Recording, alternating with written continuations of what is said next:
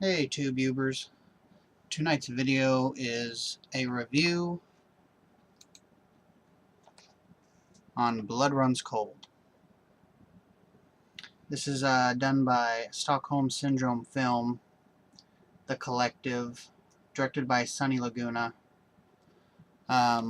This was made in Sweden for $5,000. Uh, Ambitious, I must say, that nowadays that, you have the dedication and whatnot and the resources to make a film for $5,000 is really good. I respect anybody that can do that. Um, the things I like in the film, I like the killer. I think he's cool. Um, he kind of has maybe a backstory I'd like to know a little bit more about, perhaps. Um, things happen to him in the film.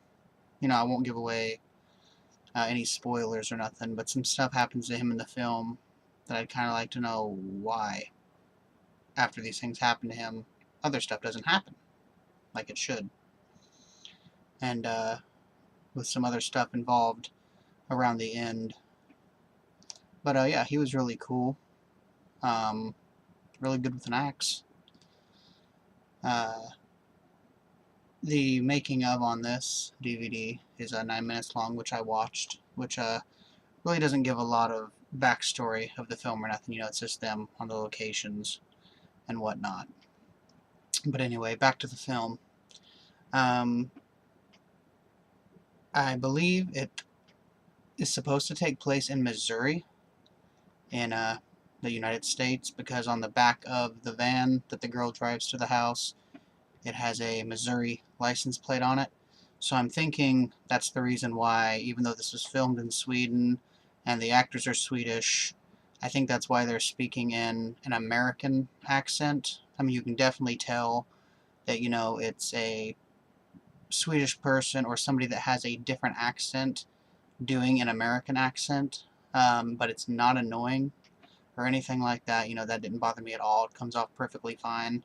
But I think that's why he had them speak in English and whatnot, because I think he wants people to think it takes place in America. That's why the license plate said Missouri on the back of it. Not really sure why. I think this could have been done in complete Swedish and just had subtitles put in. I don't know, but I'm not the director and stuff, so I'm not the writer, so But yeah, um, just a couple of the little things that happened in the film that were just kind of like, huh? Uh, when both guys go to the bathroom, they go all the way outside into like the front yard to go to the bathroom. But there's a perfectly fine bathroom in the house because you see it later on in the movie. So, just weird little things like that. I mean, it was made for $5,000, which is great. But, writing a movie, that's free. Um, you shouldn't have your characters do things like that that make people kind of go like, well, why did they do that? Um, it doesn't really make sense, you know, when there's a bathroom in the house. I guess that's just a nitpick, but it happens twice, so it's just kind of like, kind of bugged me. But the action in it's good. The house is a good, I guess, character of its own because it's a really rundown, ramshackle, large house, you know. But yeah, so that's pretty much the review. It's not the best. It's definitely not the worst I've seen. Uh, the girl who played Winona, which is the main girl in the film, I really enjoyed her. I thought she did really good. Uh, Once again, except for one scene where she walks into a room and there's a huge puddle of blood on the ground. I personally would be like, oh, there's a huge puddle of blood on the ground. Well, bye. I'm going to go find somewhere else to stay. And it cuts to the next scene and she's just like scrubbing it with a bucket of water. Huh? Didn't really seem to bother her. But, things like that didn't really distract me from the actual action and stuff in the scenes, the gore, and it's really well done. Like I said, the killer's really fun. Maybe these guys will do something else that's, you know, a little bit more ambitious than this. I know they have a movie coming out, I believe on DVD, this coming Tuesday the 20th called Wither, which from what I heard is like is like an Evil Dead type film. So, you know, this was done like 2010 or 2011 or something like that.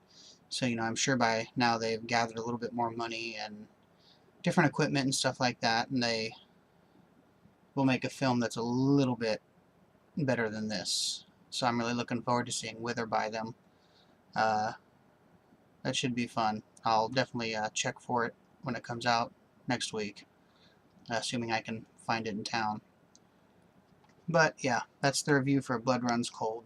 Like I said, not the worst, not the best, but a really fun slasher film with a great killer. So yeah, I give it 3.5 pyramids out of 5. Thanks for watching.